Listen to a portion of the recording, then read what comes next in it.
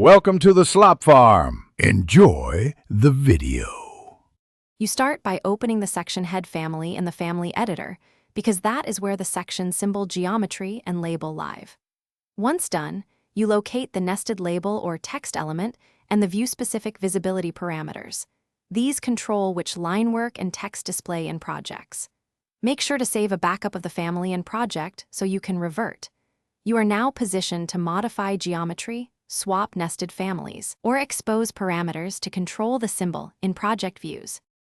Next, you edit the symbol geometry and parameters to change appearance and behavior, adjust line weights, masking regions, and text placement so the symbol reads correctly at various scales.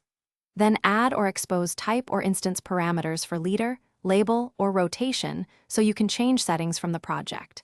Once you set parameters, use family types and sample host views to test scale and visibility. If nested families are used, swap them here and verify alignment and annotation consistency. Finally, load the edited family back into the project and replace the existing symbol. Place a fresh section to confirm changes. Make sure to test the symbol at multiple scales and with the intended view templates because annotation visibility and line weights can shift. Adjust parameters or family detail levels if needed.